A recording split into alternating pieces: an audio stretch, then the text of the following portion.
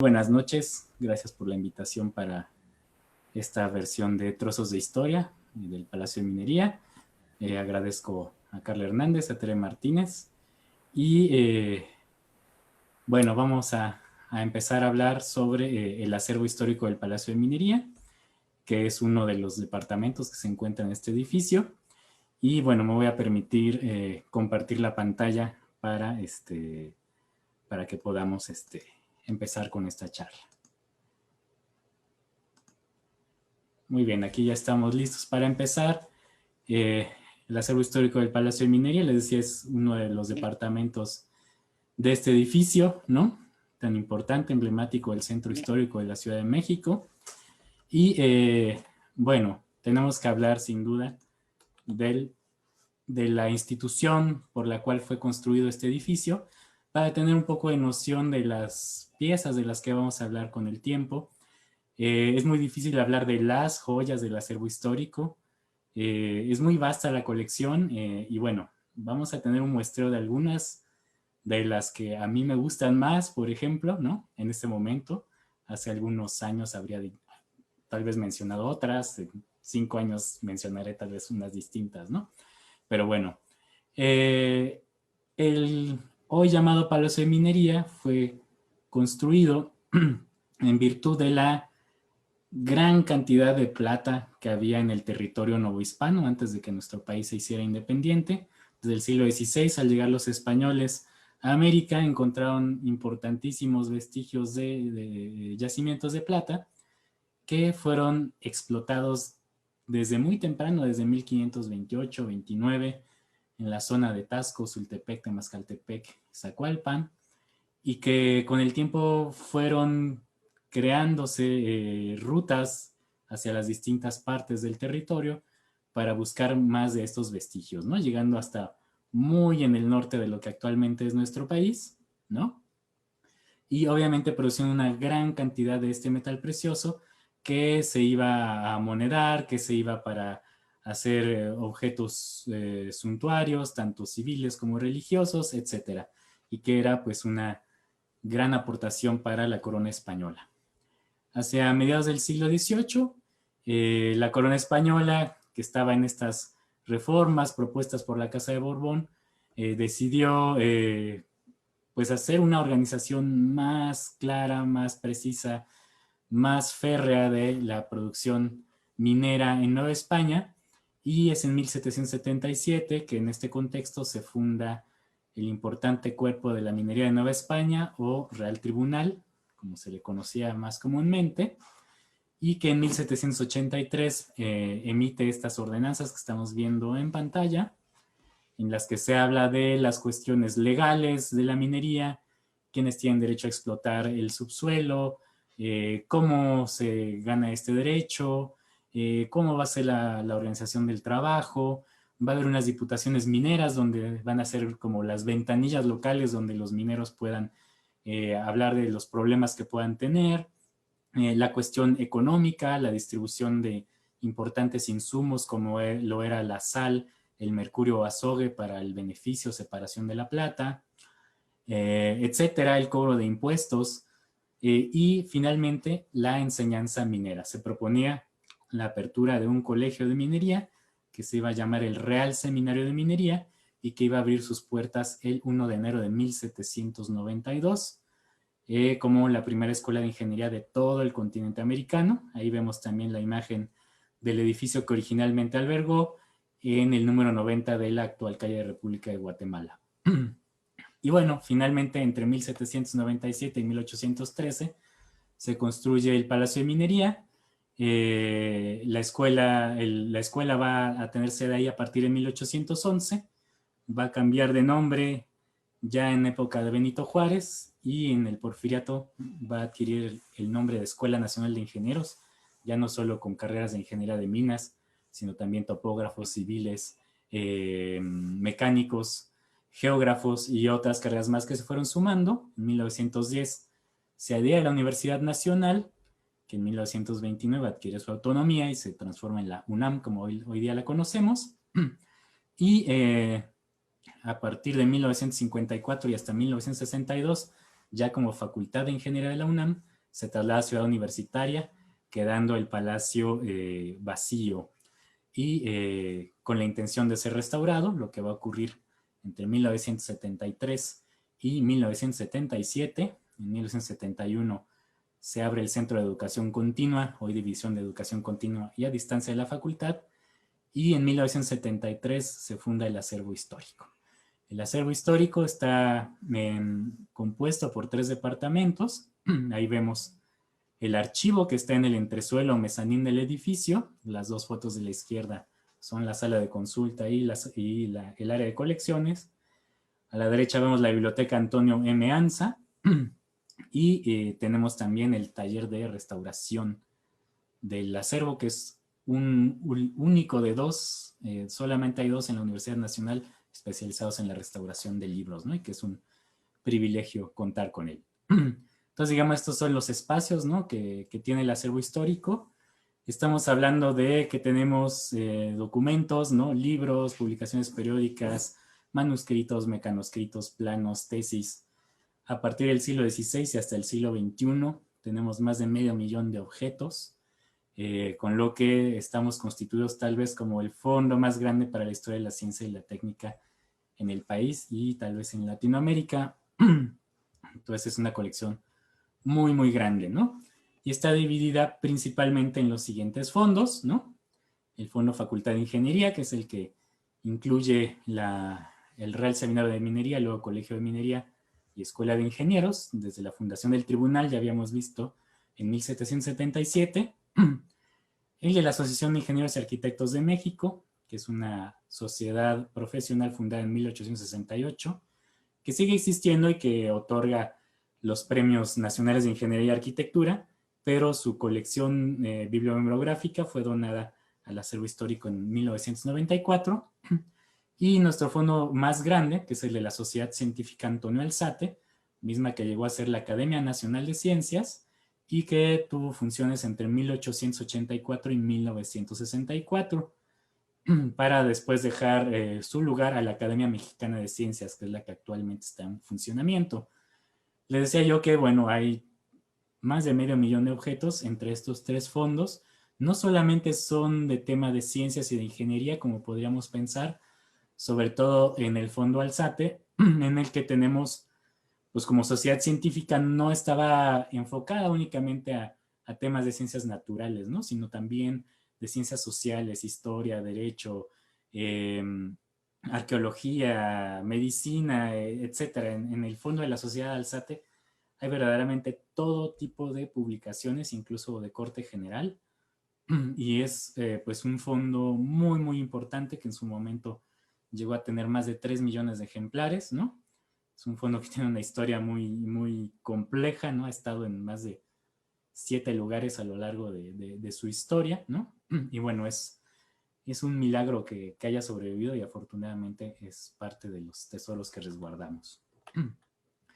Entonces, bueno, vamos a hablar de algunos libros. Les decía yo que no necesariamente son las joyas, sino unas joyas. Cuando se tienen 500,000 de objetos es prácticamente imposible decir cuáles son las mejores, ¿no? Les digo, es que esto puede variar con el tiempo, podemos de pronto descubrir algo que no sabíamos que existía. Y los libros, los documentos son cosas pues muy bonitas porque más allá de la información que puedan tener impresas, escritas de los autores, sus ideas, ¿no? Tienen un montón de cosas que podemos nosotros explotar, ¿no? Como por ejemplo lo que se llaman testigos, ¿no? Los testigos son muy común que le pongas el nombre a tu libro, ¿no? Lo que se llama un ex libris, o que uno anote en el margen notas, ¿no? Sobre lo que uno está pensando de la lectura o lo que debe de hacer, etcétera, si está de acuerdo o no, y demás, ¿no? Pero también hay otro tipo de cosas, ¿no? Como por ejemplo, vamos a este libro norteamericano del siglo XIX, que pertenecía a un ingeniero de minas justamente de Missouri, Estados Unidos, cuya colección fue donada en el siglo XX al acervo. Y bueno, es un libro de poesía y de canciones, ¿no? Y tiene en medio de unas páginas, uno abre el libro, lo encuentra y encuentra unos rizos de oro de tal vez la hija o la esposa de este ingeniero de minas, ¿no? Que se llama Curtis Alexander. Y así puede uno encontrar diversos tipos de objetos, ¿no? Entonces los libros son mucho más allá de lo que esté escrito en ellos o lo que el autor haya puesto ahí, ¿no? También los lectores van dejando muestras de su uso, ¿no? De su importancia, etcétera, ¿no? Entonces, esto es lo fascinante, ¿no? Es lo increíble de poder entrar a uno de estos fondos y empezar a hojear libro por libro, ¿no? Dentro del Fondo Facultad de Ingeniería tenemos el del Real Seminario de Minería. Ahí vemos algunos de los libros más antiguos, entre los siglos XVI y XVIII, los libros de la biblioteca original del Colegio de Minería, que ya está en funcionamiento desde 1793, ¿no? Y que, bueno, es también pues, la biblioteca de ingeniería más antigua del continente, sin ninguna duda. Y dentro de esos libros antiguos vamos a ver la primera joya que les voy a presentar esta noche, y es justamente este libro que tenemos aquí, ¿no? Su autor es Carlos de Sigüenza y Góngora, gran intelectual novohispano del siglo XVII, que se dedicó a escribir de todo, de historia y demás, que también es conocido por salvar el archivo, ¿no? Del ayuntamiento en el incendio del palacio en 1692, ¿no? Pero que en la parte científica escribió este libro, que se llama Libra Astronómica y Filosófica, publicado en el año de 1690, con lo que es nuestro impreso mexicano más antiguo en la colección. Y bueno, en él habla del cometa que pasó cerca de la Tierra en el año de 1681, y que bueno, en esa época era común pensar que estos fenómenos astronómicos podrían traer desgracias para los habitantes, ¿no? En particular, el padre Eusebio Francisco Quino de la Compañía de Jesús había escrito un libro justamente arguyendo todas estas desgracias que podrían ocurrir al paso del cometa, y Sigüenza en respuesta escribió este libro, que va a ser publicado por un amigo de él 9 años después, y que aquí tenemos, ¿no? En su primera edición original, ¿no? De 1690, vemos ahí una página, ¿no? Donde vemos la trayectoria del cometa y el cálculo que había hecho Sigüenza para demostrar que era un objeto celeste cuya trayectoria podía ser calculada mediante métodos matemáticos, ¿no? Entonces eso no es una cosa menor, lo podemos considerar incluso pues el libro de astronomía más antiguo, ya de astronomía moderna, por decirlo de algún modo, impreso en México, ¿no? Entonces esta es una de nuestras primeras joyas. Adicionalmente, es un libro que sabemos por los inventarios, que perteneció al abogado Joaquín Velázquez de León, el fundador del Tribunal de Minería de Nueva España, y que llegó a la biblioteca del Colegio de Minería en 1799, ¿no? Entonces no solamente es un impreso que es muy raro, ¿no? No existen ni 10 ejemplares de este libro en el mundo. Finalmente, sabemos además su historia, ¿no? Es tal vez el único ejemplar del que conozcamos sus dueños, ¿no? Antes de llegar a la biblioteca del Colegio de Minería. Entonces podemos decir que este libro ya tiene 2 siglos, más de 2 siglos, ¿no? En el colegio, y en el Palacio de Minería también ya tiene 2 siglos ahí guardado, ¿no? Es increíble, ¿no? Cómo estas colecciones pueden sobrevivir el paso del tiempo. Y otro libro muy importante, ¿no? Que es uno de mis favoritos en el acervo, ¿no? Es el libro que en el caso de una tragedia, espero que nunca suceda, ¿no? Es el libro con el que saldría corriendo en caso de ser necesario, ¿no? Y este libro ya tiene que ver con el Colegio de Minería ya fundado. El otro es pues un personaje del siglo XVII muy importante, ¿no? En la colonia, uno de los intelectuales más importantes de esta época.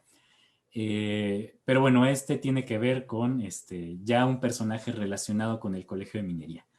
Habíamos dicho que esta institución había abierto sus puertas en 1792, una institución muy moderna. En las matemáticas se enseñaba el cálculo diferencial e integral, lo que se hizo por primera vez en lo que ahora es nuestro país. Tenía un gabinete de física con más de 300 máquinas traídas de Inglaterra y otras construidas en México. Tenía un laboratorio de química importantísimo, de enseñanza, y tenía un gabinete de mineralogía, y para ello estaba la cátedra de esta especialidad, mineralogía, que fue impartida por el personaje que tenemos ahí, que es Andrés Manuel del Río, un personaje que había estudiado primeramente en en Madrid, luego había estudiado en la Academia de Minas de Almadén en España, en Francia, y después en una institución muy importante que fue la Academia de Minas de Freiberg en Alemania, entonces en el Reino de Sajonia, y esta fue la primera escuela de minas del mundo y sirvió como modelo para la conformación del Colegio de Minería de México. El director primero del Colegio de Minería, Fausto de Lúyar, había estudiado en ella, lo mismo que Andrés del Río y otros ilustres personajes de la talla de Alexander von Humboldt, ¿no? El explorador que haría este viaje americano entre 1799 y 1804. Del Río, además, es conocido también por ser el descubridor de un elemento químico, el vanadio, ¿no? Lo que hizo en México en 1802. Él fue profesor de la Cátedra de Mineralogía entre 1795 y 1846. Escribió muchísimos libros de texto y lo podemos considerar como el padre de las ciencias de la Tierra modernas en América. Una de las obras que publicó este hombre, Andrés del Río, fue justamente el de Tablas Mineralógicas. Era originalmente una traducción que había hecho de uno de sus compañeros en la Academia de Freiberg, Dietrich Karsten, ¿no? Y él la tradujo y la publicó en México en el año de 1804, ¿no? Es muy interesante esta traducción porque pues, es mucho más del doble de la original en alemán, ¿no? Porque además había incluido los lugares donde algunos minerales se habían descubierto en América, ¿no? Por ejemplo, aquí tenemos Guanajuato, Cardonal o Sinopán en el estado de Hidalgo, ¿no? Entonces eran unas tablas que nos hablaba de los géneros, especies de los minerales, pero adicionalmente también incluía la composición química de los mismos, ¿no? Finalmente, la clasificación de los minerales originalmente se había hecho por caracteres exteriores y posteriormente se empezó a hacer a través de estos análisis químicos, ¿no? Entonces, él en una muestra de lo que él llamó plomo pardo, justamente porque era una piedra grisácea café, ¿no? Por eso de color plomo gris y pardo café, encontró encima pan, ¿no? Encontró, ¿no?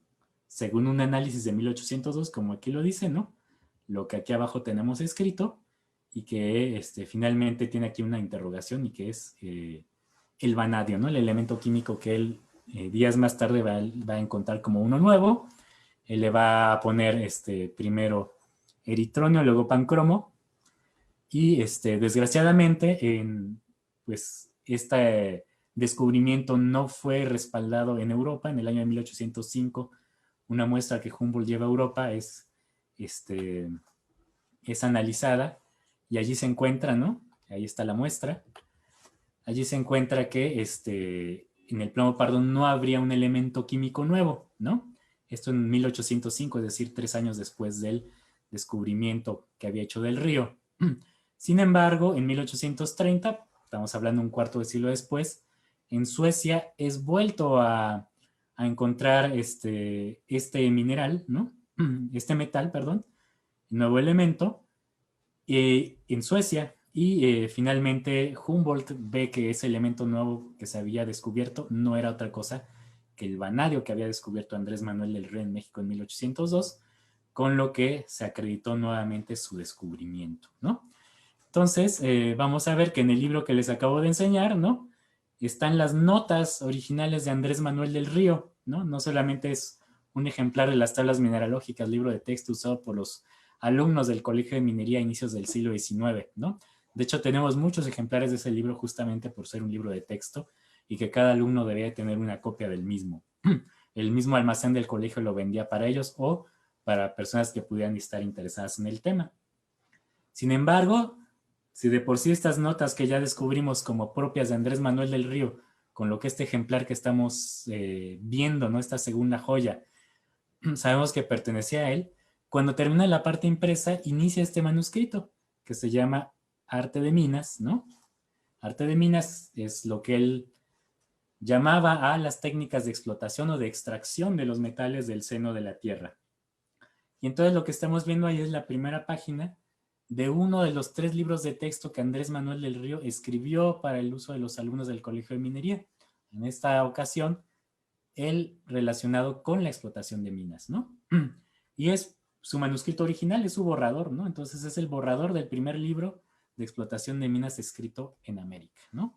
Con lo que evidentemente este ejemplar, ¿no? Es una maravilla, ¿no? Imagínense, es el ejemplar que tuvo él, el ejemplar donde él da cuenta del descubrimiento del vanadio, y además está el borrador de su libro de texto, un libro de texto que nunca se publicó, ¿no? Entonces este es uno de los únicos dos manuscritos que hay de esta obra, ¿no? Entonces, si eso no fuera poco, ¿no? Para que este ejemplar fuera valiosísimo, ¿no? Y por lo cual me estoy tomando mucho tiempo para hablar de él. En el año de 1922, ¿no? En esta publicación de la Secretaría de Industria de México, llamada Boletín Minero, un geólogo austriaco que trabajaba en el Instituto Geológico de México, ¿no? El que ahora es el Museo de Geología de la UNAM, ahí en Santa María la Ribera, justamente escribió un artículo sobre el descubrimiento del vanadio en 1922, ya decíamos esta fecha, y bueno, en ese artículo, este geólogo que se llamaba Ernst Wittig, ¿no? Nos menciona que en la biblioteca del Instituto de Geología, que estamos viendo ahí en la imagen, ¿no? Existió un ejemplar de las tablas mineralógicas de Karsten en el que Andrés Manuel del Río tenía o hacía la anotación de su descubrimiento del vanadio, y que además al final estaba su borrador del arte de minas, ¿no? Obviamente no hay dos ejemplares como este, ¿no? Está hablando del mismo ejemplar, ¿no? Entonces, ¿qué pasó? Andrés Manuel del Río tenía su ejemplar personal, que es el que acabamos de ver, lo utilizaba en su clase. Cuando muere en 1849, su biblioteca es vendida, se dispersa, y de algún modo en 1922 llega a la biblioteca del Instituto Geológico, ¿no? Donde el bibliotecario era un personaje muy importante, llamado Rafael Aguilar y Santillán, el fundador de la Sociedad Científica Antonio Alzate, y que escribió una bibliografía muy completa sobre todas las publicaciones que hablaran de la minería y las ciencias de la Tierra de México, ¿no? Una obra monumental de muchísimos cientos de páginas. Y además era el bibliotecario del Instituto Geológico. Entonces Aguilar y Santillán lo lleva a la biblioteca del Geológico, pero resulta que ese ejemplar tiene un sello que estamos viendo aquí abajo a la derecha, que dice el legado Carlos F. de Landero, que era un ingeniero de minas jalisciense, ¿no? Muy importante, que fue director de la Compañía Real del Monte y Pachuca, y profesor de la Escuela de Práctica de Minas de la misma ciudad, y dice que se lo regala a la Academia de Ciencias Antonio Alzate en mayo de 1937. Entonces, ¿qué pasó? El señor Carlos F. de Landero llegó a la biblioteca del Instituto Geológico, pidió prestado el libro, se lo llevó, nunca lo regresó, se murió, y en 1937 se lo dio a la Academia de Ciencias Antonio Alzate. Esa academia estaba, su sede enfrente del Colegio de San Ildefonso, donde ahora está la Sociedad de Geografía y Estadística. La Academia Alzate dejó de tener funciones, el libro pasó al antiguo edificio el antiguo edificio de la Escuela de Jurisprudencia de la UNAM. Después de ahí se fue a la ciudad universitaria, el Instituto de Investigaciones Históricas, y luego, como no ocupó allá, lo mandaron al Palacio de Minería, ¿no? En 1994. Entonces, ¿eso qué quiere decir? Que el libro que se usaba como texto en el siglo XIX, que lo llevaba Andrés Manuel del Río a todas sus clases, ¿no? Pasó por quién sabe cuántos lugares y al final regresó al lugar mismo donde era utilizado para impartir estos cursos, ¿no? Al Palacio de Minería, donde lo encontramos hace 7 años, ¿no? Cuando estábamos iniciando la organización del Fondo de la Sociedad Científica Antonio Alzate. Entonces, no solo es un libro maravilloso en el sentido de la historia de la ciencia del país, ¿no? Sino también un libro que nos muestra estos ires y venires de cada uno de los libros, ¿no? Cómo pueden tener un libro por sí mismo, historias fantásticas como esta que fue pasando de Andrés Manuel del Río a quién sabe quién, a la Sociedad de Alzate, a Landero, y en miles de lugares, ¿no? Y que él mismo haya querido sobrevivir y no solo eso, regresar a su lugar de origen, a donde era útil, ¿no? Entonces, es por eso que este libro por mí es considerado como uno de los más importantes de nuestro acervo. No es tal vez el más antiguo, ¿no? Ni el más vistoso, pero sí es un libro que tiene que ver con el fundador de las ciencias de la Tierra en nuestro continente, ¿no? Con la fundación de nuestra institución, la Facultad de Ingeniería, y que además tiene esta historia fantástica de ires y venires, ¿no? Aquí vemos otras de las obras de Andrés Manuel del Río, ¿no? Que son muy diversas, ¿no? Los elementos de orictognosia, el primer libro de mineralogía escrito en América, ¿no? Sus correcciones, el manual de geología, que es muy bonito, y aquí el manuscrito del arte de minas, ¿no? Que ya lo vemos completo. Entonces, bueno, no solo este libro de las tablas mineralógicas es muy importante, sino en general toda la obra de este personaje. Hay otros manuscritos, por supuesto, ¿no? Y que, bueno, podemos contarlos como estas joyas imprescindibles en nuestras colecciones. Y bueno, hablamos de Humboldt ahorita de pasada, ¿no? Como este gran personaje, ¿no? Gran viajero, ¿no? Que recorre Sudamérica y Nueva España en particular en los años de 1803 y 1804, ¿no? Les digo, condiscípulo de Andrés del Río en la Academia de Freiberg, ¿no? Autor del ensayo político de Nueva España, ¿no? Esta obra monumental con la que, pues, las riquezas de lo que después sería nuestro país ya independiente se dieron a conocer en todo el mundo y que, bueno, algunas personas consideran como un segundo descubrimiento de América, ¿no? Las obras que él escribiría. Y bueno, Humboldt, estando en México, ¿no? Tiene mucho contacto con los alumnos y los académicos del Colegio de Minería y finalmente muchos de los instrumentos de medición que él utilizó para realizar la cartografía de América, ¿no? Que después publicaría en sus obras a su regreso a Europa, pues los vendería al Colegio de Minería, ¿no? Y tenemos finalmente el recibo, ¿no? En el que Humboldt acredita que le pagaron estos instrumentos científicos, entre los que había un cronómetro, un reloj, ¿no? Mira, había telescopios, catalejos, etcétera. Y bueno, ahí dice que le pagan 1,551 pesos, ¿no? Por los instrumentos que él vendió. Y vemos aquí abajo la firma, ¿no? Que dice: recibí México, 14 de enero de 1804, el barón de Humboldt, ¿no? Entonces tenemos ahí, pues, una de las pocas firmas originales que hay de este personaje, ¿no? En México. Y bueno, hay otros muchos documentos relacionados con él, no exactamente de su puño y letra, desgraciadamente el tiempo también se los ha llevado, ¿no? Pero bueno, así como hay esta firma de este personaje, las hay de muchos otros importantes en la historia de México para la cuestión científica, para la cuestión política, ¿no? Tanto de virreyes como de presidentes, secretarios de Estado, los profesores del Colegio de Minería, de la Escuela de Ingenieros, etcétera, ¿no? Entonces tenemos también muchísimos documentos al respecto, ¿no? Pero en particular, pues por ser Humboldt el personaje que es, ¿no? Pues decidí ponerlo como otra de nuestras joyas, ¿no? Y bueno, finalmente, pues ya vimos el espacio que hoy día alberga la Biblioteca Antonio M. Anza, ¿no? Y que podemos considerarlo como una joya también del acervo histórico, no solamente los libros o los documentos que tenemos, ¿no? Sino también el local que guarda la biblioteca, que hoy día, pues imaginamos que siempre fue una biblioteca, pero esto no fue así, ¿no? En realidad fue construido entre 1892 y 97 por el ingeniero civil y arquitecto Antonio M. Anza, ¿no? Quien fue profesor de procedimiento de materiales de construcción de la Escuela Nacional de Ingenieros, ¿no? Y aquí vemos el local actual de la biblioteca cuando funcionaba como laboratorio de experimentación y de enseñanza. Podemos considerarlo como el primer laboratorio de ingeniería civil del país, ¿no? Ahí tenía máquinas, ¿no? Máquinas provenientes de Francia y de Estados Unidos que servían para medir la resistencia de los materiales de construcción, ¿no? Es decir, los comprimían, los jalaban, los torcían, ¿no? Y a partir de eso podían generar gráficas con las que los constructores podían saber si los materiales que iban a ocupar para levantar una edificación eran los adecuados, ¿no? Para ver su resistencia al viento, etcétera, ¿no? Cosas que antes no se hacían, ¿no? Que eran solamente la experiencia de los constructores, pero que a partir de laboratorios como este se convirtieron ya la ingeniería en una ciencia aplicada, en las ciencias de la ingeniería que actualmente son, ¿no? Aquí vemos en la estantería, ¿no?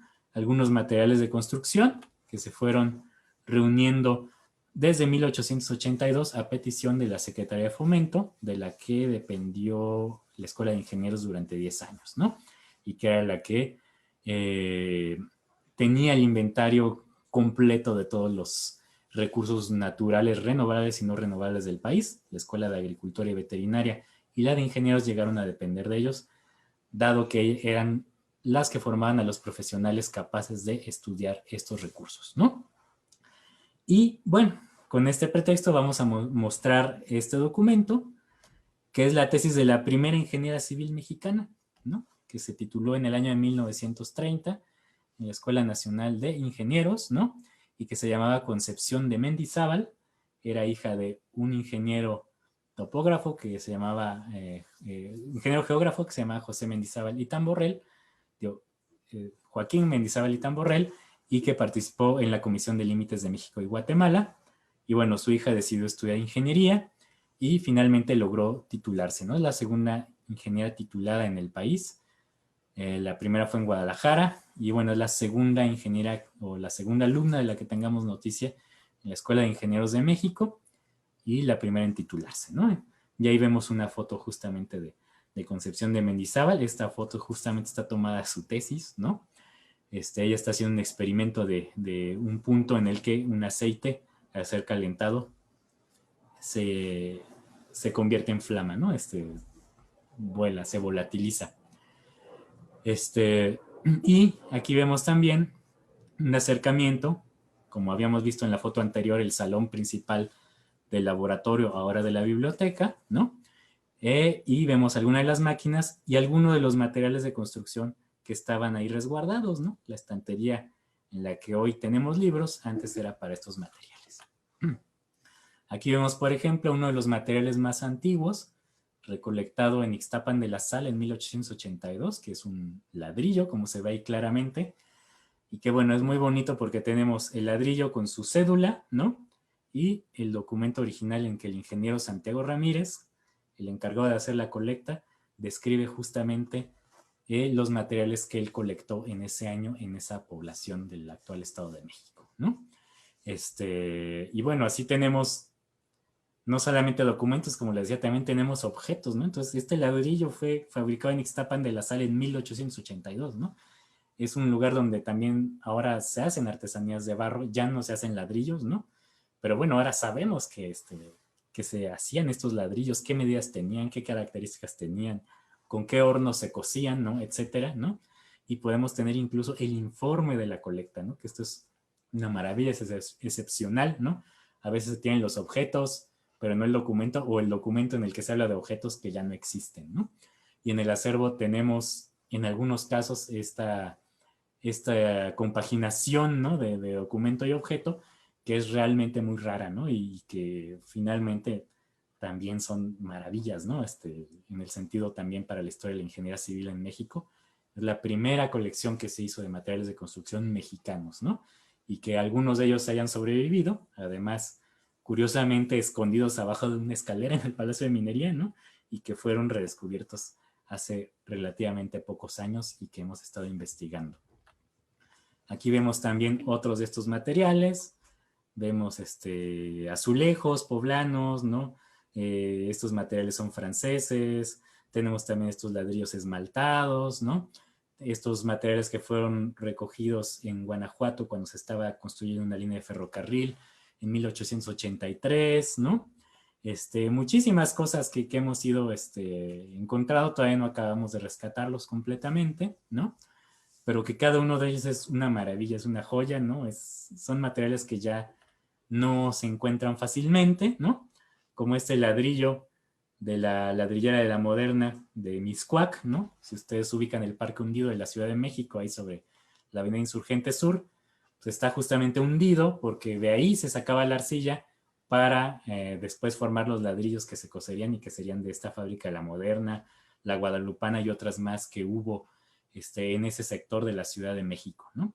Entonces, pues difícilmente van a encontrar un ladrillo de la Moderna, ¿no? En este estado de conservación, era parte de la colección. Incluso la misma oficina de materiales de construcción hizo un folleto con fotos, ¿no? Especificaciones técnicas de los materiales, etcétera, ¿no? Entonces, no solamente están los materiales, sino que los podemos investigar a través de otros de los muchos documentos que tenemos ahí. Tenemos estos ladrillos ornamentales, tenemos estos pavimentos franceses, este que es un tabique para la fabricación de hornos, es un tabique refractario para soportar temperaturas de miles de grados centígrados, ¿no? Y así, ¿no? Finalmente les quiero demostrar que pues sí son los materiales originales del gabinete que se empezó a juntar en 1882. Aquí vemos la foto de la tesis de Concepción de Mendizábal, donde claramente tenemos esta pieza, ¿no? Este azulejo, aquí tiene la etiqueta y aquí tiene la etiqueta. Y pues les habría sacado otra foto, pero por la pandemia no pude sacar una foto nueva, pero esta pieza es exactamente esta que estamos viendo aquí, ¿no? Entonces, también podemos documentar a través de fotos, ¿no? La procedencia de alguno de estos materiales, ¿no? No son que hayan venido de otro lado, realmente eran de la colección de la escuela, ¿no? Como podemos ver a través de esta evidencia, ¿no? Y bueno, podríamos hablar horas y horas de los documentos que tenemos en nuestro archivo histórico. Aquí tenemos un pequeño muestreo, ¿no? Por ejemplo, está el gasto diario de la despensa del colegio, ¿no? Es decir, lo que iban a comprar para hacerles de comer a los alumnos que vivían becados y pensionados dentro del edificio, ¿no? Documentos legales, ¿no? Científicos, técnicos, de la educación, etcétera, ¿no? Es interminable, en verdad, hablar de todos ellos, ¿no? Pero este conjunto de los documentos del Tribunal de Minería es verdaderamente importante, ¿no? No solamente hay ese tipo de documentos, ¿no? También tenemos cartografía, tenemos revistas con muchísimo material fotográfico, ¿no? Libros técnicos, científicos, como este de hidráulica de 1884 que se usó en el colegio, almanaques y calendarios mexicanos de todo el país del siglo XIX y XX, ¿no? Les decía, no solo hay materiales científicos y técnicos, ¿no? Sino que hay verdaderamente de todo, ¿no? De todas las temáticas que ustedes se puedan imaginar, ¿no? Colecciones fotográficas, esta por ejemplo es del Pedregal, de ahí por el Chitle en San Ángel, ¿no? Una foto de 1913, que es una foto de este gran artista Hugo Breme, por ejemplo, ¿no? Que es del Fondo de la Sociedad Científica Antonio Alzate. Tenemos materiales gráficos como que es el socavón del aviadero en Real del Monte, o que es la parte de un examen de un alumno del Colegio de Minería, bueno, de antes de que se abriera el Colegio de Minería, ¿no? De una persona que obtuvo el título de perito facultativo de minas, es de 1787. Tenemos tesis, aquí está la tesis de Antonio M. Anza, el que diseñó el Laboratorio de Materiales de Construcción, ¿no? Que es de 1874. Tenemos más de 20,000 tesis de entre 1872 y 2005 en que todavía se entregaban en papel, y bueno, ahora en digital, ¿no? Y bueno, publicaciones periódicas del siglo XVIII en adelante, etcétera. También nos dedicamos a hacer investigación, ¿no? Tenemos nuestras publicaciones, ¿no? Y bueno, podríamos seguir hablando muchísimo más tiempo, ¿no? Pero pues más bien, pues habrá que hacer espacio para comentarios o preguntas de parte del público.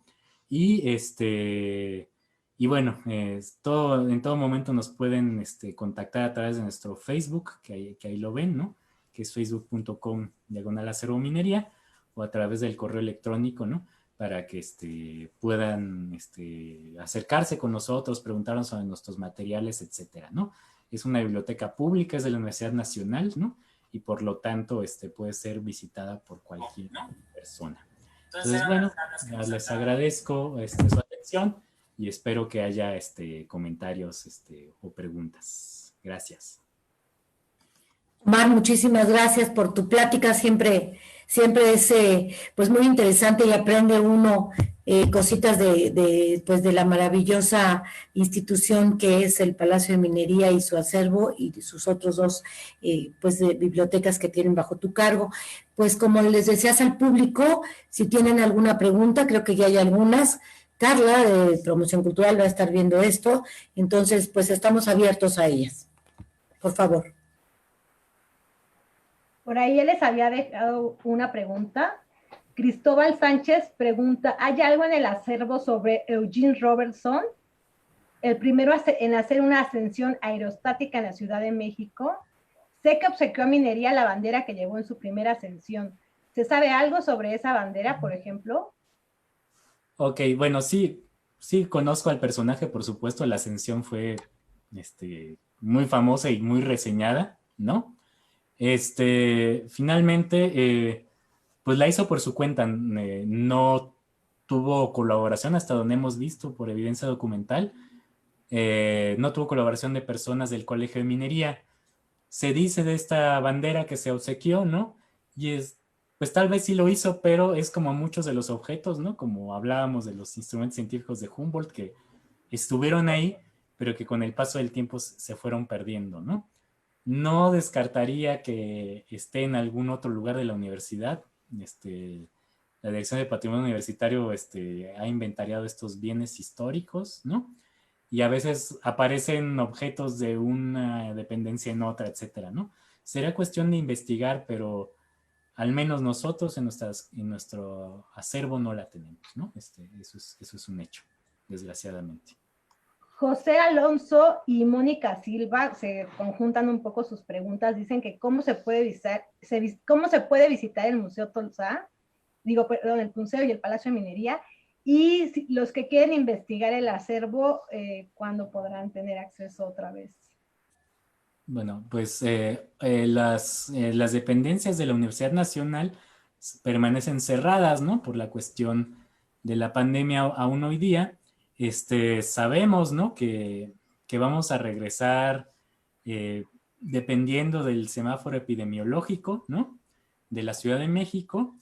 Y bueno, también no solamente tenemos que regresar, ¿no? Tenemos que poner en condiciones los lugares para que las personas nos puedan visitar, ¿no? En el caso del acervo, es difícil todavía dar una fecha, ¿no? En tanto no tengamos semáforo, que avance el semáforo en la ciudad. Sin embargo, bueno, una vez que regresemos, tal vez no podamos tener la sala de consulta abierta, pero sí va a haber personal dispuesto a través de redes sociales, de correo electrónico o vía telefónica, ¿no? A dar asesorías o incluso poner en las manos de los investigadores materiales de su interés que podamos ir digitalizando, ¿no? Y eso es lo que de momento podemos decir. No podemos prometer una fecha todavía, toda vez que es incierta, ¿no? Pero bueno, incluso hoy día los podemos asesorar a través de Facebook o Zoom o lo que ustedes quieran, ¿no? Nos pueden contactar por el Facebook, por correo, y nosotros los asesoramos y les podemos dar de fuentes de sus temas electrónicas, ¿no? Ya sean nuestras o de otros repositorios, ¿no? Con mucho gusto seguimos trabajando, ¿no? No nos hemos detenido. Luego comentarios, Iztac Zúñiga, gracias por compartir, hoy aprendo algo nuevo. Flor Díaz de León dice, qué emoción saber de la primera mujer ingeniera mexicana titulada. El Museo Nacional de Arte se conectó. Luego, bueno, muchas felicidades, Omar, estupenda charla, muy interesante, dice María Elena Montiel Hidalgo. Mariana Rubalcaba te felicita. Preguntan, ¿cuál es el libro más antiguo? El libro más antiguo que hemos encontrado hasta el momento es uno de 1509. El autor es Luca Pacioli, este hombre del Renacimiento, ¿no? Importantísimo, y se llama De Divina Proportione, o La Divina Proporción, ¿no? Impreso en Venecia en ese año de 1509. Y Lili Hernández pregunta, ¿cuál es el objeto que más te ha sorprendido que esté resguardado ahí? Pues ya hablé de él, ¿no? El libro de las tablas mineralógicas, ¿no? De propiedad de Andrés Manuel del Río. Es verdaderamente, desde mi punto de vista, una cosa sorprendente en el sentido de lo que contiene y en el sentido del recorrido que tuvo para regresar al Palacio de Minería, ¿no? Pero obviamente, pues hay muchísimos libros, hay dedicatorias de Diego Rivera, ¿no? Hay manuscritos rarísimos, ¿no? Hay estos materiales de construcción, hay un cubo de la cantera utilizada para la columna de la Independencia, por ejemplo, ¿no? Entonces, no, es dificilísimo, ¿no? Y también dependiendo de los intereses de cada quien, las cosas más sorprendentes que uno pueda encontrarse, ¿no? Coco García dice, cada plática me sorprende, no creí que hubiera ladrillos de hace años. Gracias por la enseñanza. Y bueno, que siempre es un placer escucharte. Básicamente son comentarios y felicitaciones, Omar. Bueno, pues pues finalmente quiero reiterar, ¿no? Que el acervo es una institución pública, ¿no? Tanto el Archivo Histórico como la Biblioteca Antonio Meanza, que se llama así justamente porque fue construida por él, ¿no? Y él dio clases ahí más de 25 años. Son públicas, ¿no? Ahorita desgraciadamente pues están cerradas al público, pero una vez que podamos tener ya flujo de personas dentro del edificio, ¿no? No solamente es un lugar de investigación especializada, sino también es un lugar para acercarse a los documentos y a los libros antiguos, ¿no? Si la gente está interesada en ello, con gusto se pueden organizar visitas, ¿no? Para que puedan sentir y ver lo que es este patrimonio bibliográfico, documental de nuestro país, ¿no? Porque es importante resguardar estos papeles viejos que lo son para mucha gente, ¿no? Que sin valor, ¿no? Y demostrarle a las personas que tienen mucho valor, ¿no? Que vale la pena conservarlos, ¿no? Y por qué, ¿no? Entonces, también tenemos esa vocación, ¿no? De difundir la cultura, ¿no? Y agradezco, por supuesto, este espacio que nos da la promoción cultural del Palacio para llegar a más personas, ¿no? Pero sí, en verdad, nos pueden escribir por Facebook, nos pueden escribir por correo, sin ninguna pena, háganlo, por favor, ¿no? Y para poder compartir con ustedes todas estas joyas que resguardamos.